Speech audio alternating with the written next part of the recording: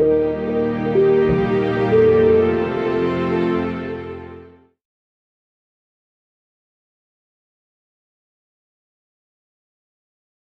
is a pleasure to be here to deliver this year's Australian Golf Lecture. And as with many things the Lowy Institute does, I applaud the intent of this lecture to promote greater awareness and understanding of the growing relationship between Australia and the Gulf region. Deepening of economic relations and trade between the GCC states and Australia has also seen greater interaction between our peoples.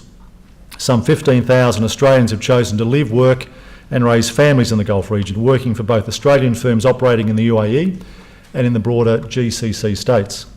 Outside of the UAE, Qatar is drawing on our experience from the Sydney 2000 Olympics in planning for the 2022 Soccer World Cup. Despite the progress in the relationship, I confess my most recent visit and discussions with senior UAE officials highlighted to me that there's more that we need to do to maximise the opportunities between the Gulf region and this country. In relation to my own state, there are three areas where we're going to, there are areas where we're going to develop closer relations with the Gulf region, in particular with the UAE. Promoting regular contact, leveraging education, and promoting New South Wales as a strategic partner for the UAE in the Asia region. The focus in existing forums on foreign policy and security issues must be matched by discussions on furthering economic, trade and cultural interaction between Australia and the UAE specifically, but Australia and the GCC generally. Reaching agreement on practical measures in these areas is critical to influencing and supporting the capacity of state governments to achieve specific economic and trade goals through enhanced Gulf-Australia relations, such as those we're targeting here in New South Wales. It's for this reason that I agreed with Sheikh Lubna during our recent talks to encourage Foreign Minister Carr to work with us in establishing a formal CEO-level dialogue on economic cooperation between the UAE and Australia. And if successful, it's my intention to offer Sydney to be the host of the inaugural CEO dialogue between our two countries. My recent visit confirmed that New South Wales' profile in the UAE is indeed high. There is increasing recognition of our companies, our institutions, and their capabilities. With overall numbers still modest, the number of UAE nationals studying in Australia continues to grow, with the UAE being Australia's third largest education market in the Middle East.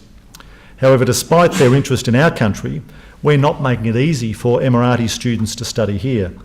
As we discovered through the Night Review last year, our visa system for international students remains cumbersome and, to be frank, at times appears unwelcoming. In the meantime, our competitor countries are seizing the opportunity to attract students from the UAE to their country. For example, Canada is now streamlining student visas for Emirati students upon acceptance into a Canadian university. The United States is also reviewing the student visa requirements for Emirati citizens studying in the USA. Reviewing visa requirements for Emirati citizens is sensible, as it's clear their intention is to gain the benefit of our education rather than live and then return home, rather than live and work permanently in this country. But it's clear that the UAE and the GCC nations, much like our own nation, see their future secured in trade with Asia. And a few statistics will explain why. Trade between Asia and the Middle East has increased by 700% in the decade ending in 2010. More than half of the Gulf region's trade is now within Asia. While Australia's eyes are on direct trade with China, which of course is important to New South Wales and to the nation, it's clear that casting a wider lens on how we engage with the Asia region is also in our advantage. There are strong opportunities for our New South Wales and Australian businesses based in the Gulf region to joint venture with Emirati and Gulf companies in securing the opportunities offered by growth in bilateral trade between the Middle East and Asia. And in my discussion with UAE officials and business leaders, it was apparent that GCC nations want to develop a relationship with us beyond simply the direct investment in our market or just being a source of exports for our products.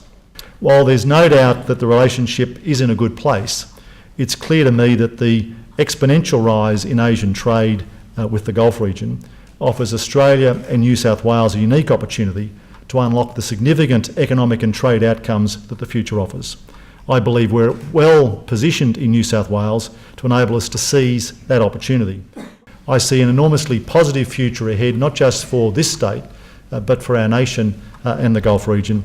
And I look forward to working with all of you and increasingly with the Lowy Institute to try and further those goals. So thank you.